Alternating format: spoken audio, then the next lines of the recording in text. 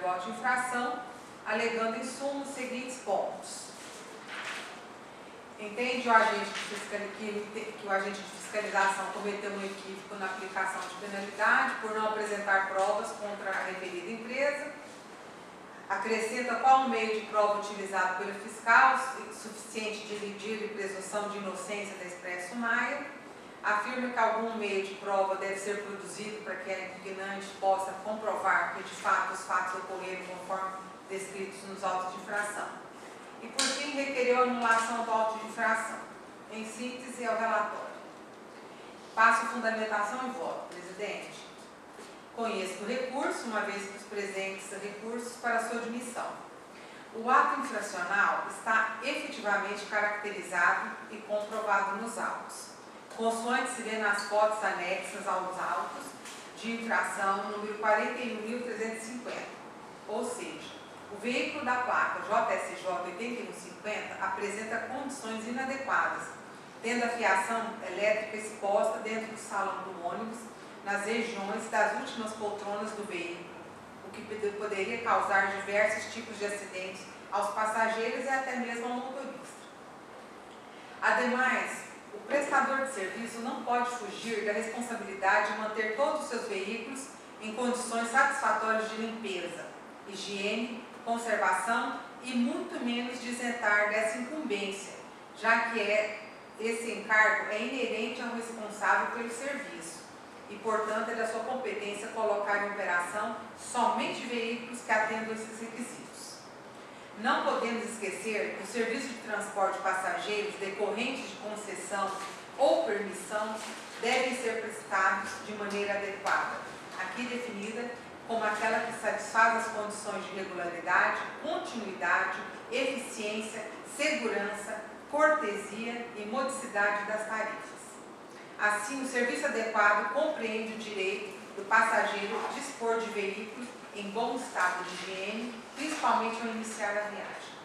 Além disso, vale relembrar que os atos praticados pelo agente fiscal no exercício de suas funções gozam de presunção de veracidade e legitimidade, cabendo ao infrator provar a irregularidade do ato administrativo, uma vez que o ônus da prova recai sobre o administrado, sendo que, nesse caso concreto, o recorrente não trouxe nenhum qualquer documento para desconstituir os fatos narrados pela fiscalização. Ante o exposto, tendo em vista o que consta nos autos, considerando a regularidade dos atos e procedimentos realizados pelo órgão fiscalizador, levando em conta os argumentos apresentados pelo recorrente, voto pela manutenção do auto de infração número 41.350. Presidente, as fotos por si só falam de como é que está disposta a fiação elétrica dentro do ônibus. Obrigado, conselheira Natália, conselheiro Gui. Acompanhe. Conselheiro Paulo. Acompanhe. Também acompanho a relatora Natália com a voto. Item 5.3. Processo 2022 000 29003532. Interessado Francisco de Assis Leite. Assunto: prestar serviço de transporte rodoviário fiscal de passageiros de qualquer natureza, sem a devida e regular concessão, permissão ou autorização na forma legal. Gostaria de saber se é interessado em usar a situação oral para este processo?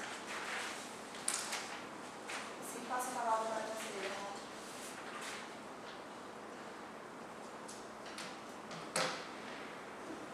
Processo interessado Francisco Assis Leite. Foi intempestivo. A empresa foi notificada em 1º de setembro de 2022 e apenas ofereceu dia 20 de nove de 2022. Está em deposição do recurso. Portanto, intempestivo não acontecerá, presidente. Neve. Ok. Obrigado, conselheira Natália, pela apuração do recurso, por intempestividade Manutenção do auto de e infração. manutenção do auto de infração. Conselheiro Gui. Acompanhe também. Conselheiro Paulo. Também acompanho, né, e esse assunto tem sido recorrente também aqui, e a posição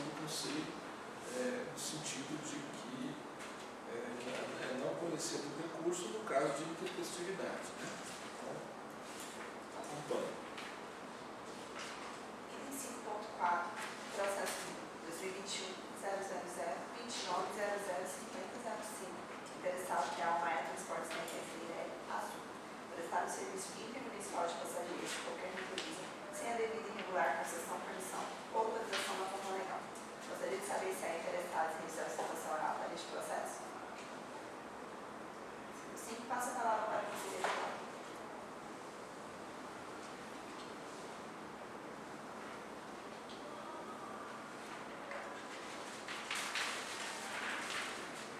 Esse aqui, novamente, processos que têm sido constantes aqui no nosso conselho. Vou passar diretamente a fundamentação e voto. Conforme o despacho 634 da coordenação de expediente, o processo foi encaminhado a este Conselho Regulador para exame, reexame e deliberação nos termos do parágrafo 8º do artigo 19 da Lei 13.569 de 99, acrescido pela Lei 18.101 de 17 de julho de 2013. Primeiramente, é competência exclusiva da AGR regular, controlar e fiscalizar o serviço de transporte rodoviário intermunicipal de passageiros no estado de Goiás. E ela o faz na forma legal, nos termos que dispõe o inciso 3º do parágrafo 2º do artigo 1º da Lei 13.569 de 99. Como efeito, devemos destacar que a Constituição Federal delegou aos Estados-membros da Federação a competência residual para explorar e regulamentar a prestação de serviços de transporte intermunicipal de passageiros. A utilização dos terminais rodoviários de passageiros do Estado de Goiás para as linhas de transporte regular, seja intermunicipal, interestadual e ou internacional de passageiros, depende de autorização expressa da GR e os pedidos devem obedecer o que dispõe na Resolução Normativa 018 de 2014.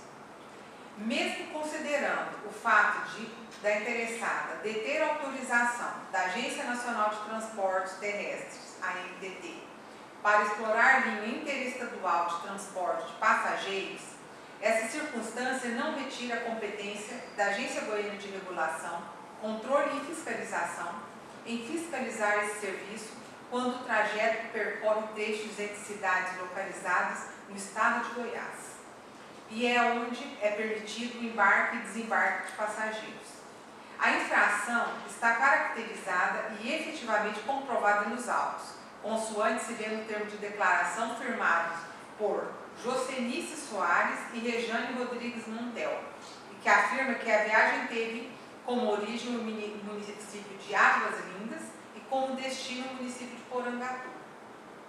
A empresa, ao ser atuada, utilizava a linha federal Brasília para Oapelas, para realizar o transporte rodoviário intermunicipal de passageiros, com os bilhetes de passagem emitidos com um trajeto diferente ao da viagem realizada.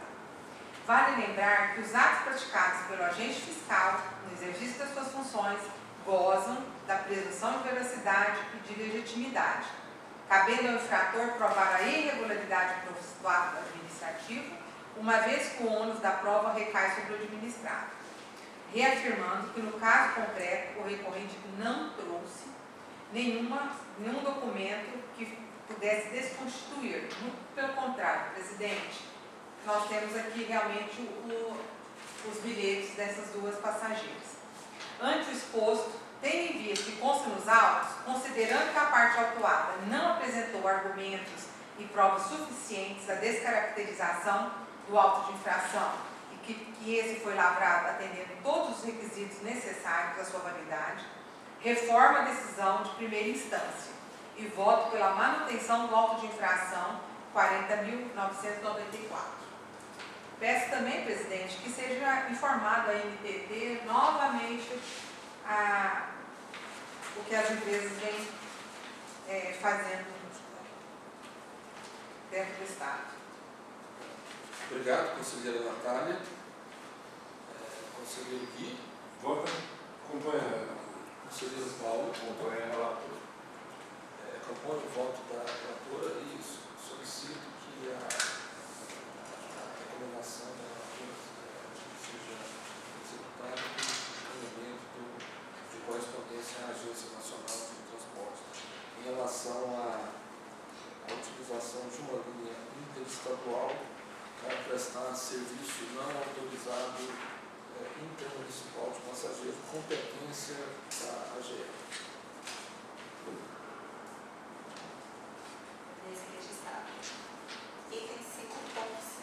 Processo número 2022-000-2900-2003. Interessado, primeira classe, transportes NVA. Assunto: utilizar veículo não registrado na GE.